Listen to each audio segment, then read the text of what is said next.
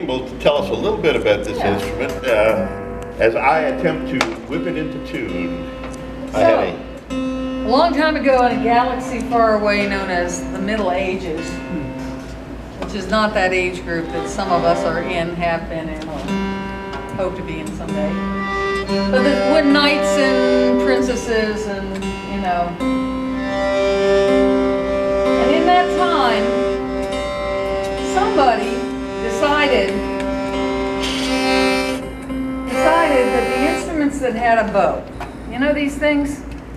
We still have them today, right? But in those days, there were no violins. There were things called viols, V-I-O-L, but viol is probably a good name for them compared to what you're used to hearing on a bow. And the bow is a complicated part of the instrument. As a matter of fact, it's essential to these bowed instruments. So somebody sometimes they cost more than the actual instrument, and they're hard. Well, depending on whether the horse was in agreement with. Let's get rid of the bow. Let's just get rid of the bow, and instead we will replace it with a wheel that is operated by means of a crank at the end of the instrument. So the instrument gets cranked. Meanwhile, inside the magic box, he's good. He's good. There's just too many jokes. Is a keyboard instead of where you put your fingers. So you have no bow, you have a crank, and now you have a place where you can put your fingers down and make the notes. A little tangent actually comes up when you push a key, and it holds the string, just like your fingers would here. So if this looks like the kind of instrument that Rube Goldberg or somebody, the contraption, like the game Mousetrap, you know, just many, many steps to get to the point of producing music. But they were very popular. As a matter of fact, some of them were 6 feet long. It required 2 people, one to turn the crank, one to play the keys, and they were used in cathedrals because of the ethereal sound that they created. I'm sorry, what was the name? It's called a hurdy-gurdy. Oh, hurdy-gurdy. But we were going to get to that because in that day, there are many names used. A symphony is what they were called by some in England. The violon. Yeah, was the French name meaning a wheel with a wheel on it.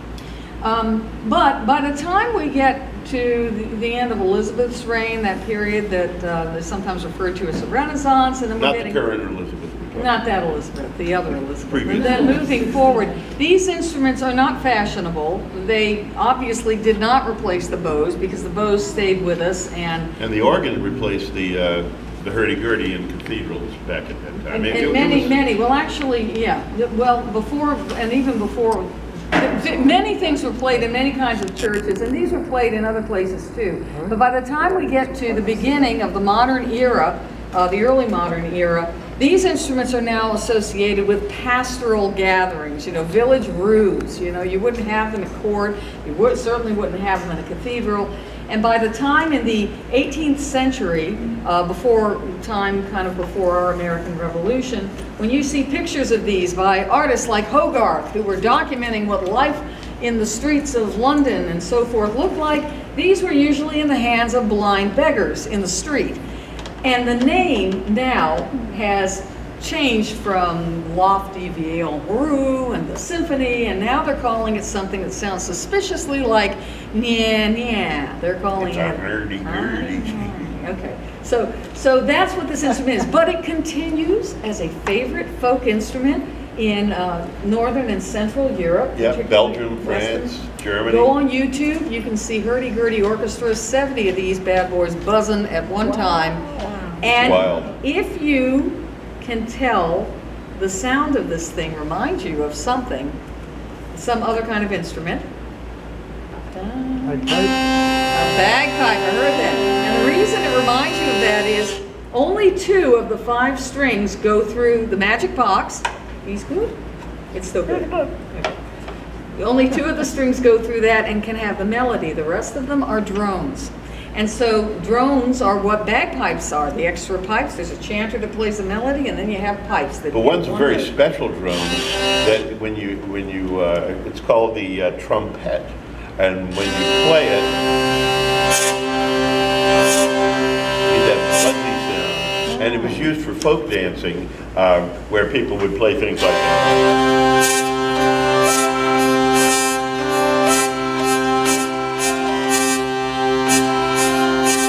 And so it would give a beat for the dancers to take their cue off of. What do Hey, you let's mean play a. I got a question. I'm sorry. That's all right. What do you mean by drone?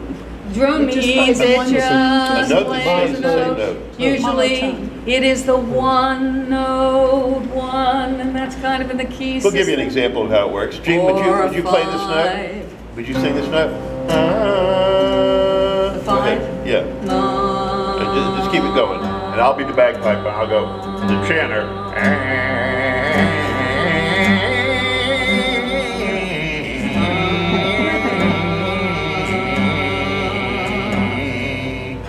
So it's the Never changes. It's a drone. Okay. Grrr, like the buzzing of a bee. Any But questions? I don't know for if that's why that's called a drone. A male drone. All right. So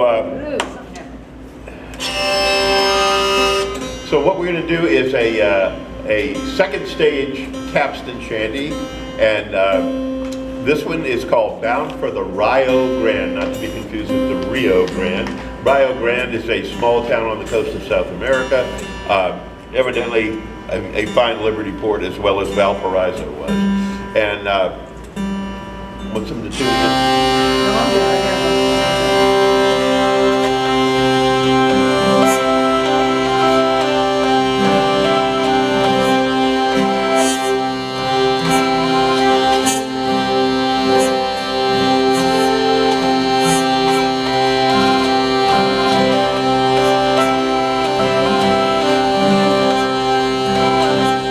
Now the anchor is weighed and the sails they are set. Away, Rio, and the girls that we're leaving we'll never forget that we're bound for the Rio Grande. And away, Rio, away, Rio. And the girls that we're leaving, we'll never forget that we're bound for the Rio Grande. Now the good ship is heaving out over the bar. Away, Rio, we pointed a bow for the southern star, and we're bound for the Rio Grande. And away, Rio, away, Rio, we pointed her bow for the southern star, and we're bound for the Rio Grande. Now say, was you ever down Rio Grande? Away, Rio, it's there that the river falls on golden sand, and we're bound for the Rio Grande. And away, Rio, and away,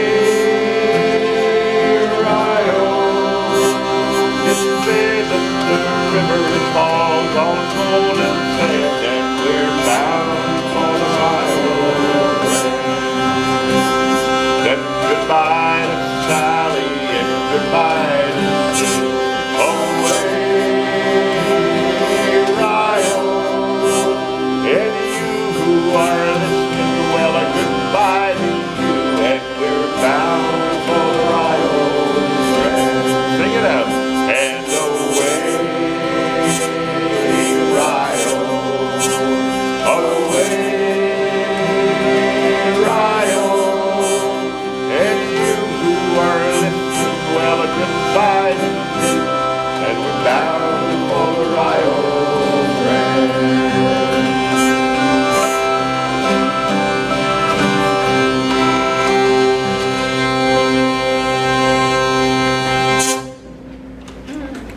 So that's the hurdy-gurdy. And Remember that name, because if you look on YouTube, there's all kinds of neat hurdy-gurdy stuff going on, and you see people all over playing in the streets of cities all over Europe, and even Sting played or attempted to play one, right? Well, some point. we understood that he was sort of Gertie sinking or being That's synced right. by somebody, but I wasn't there.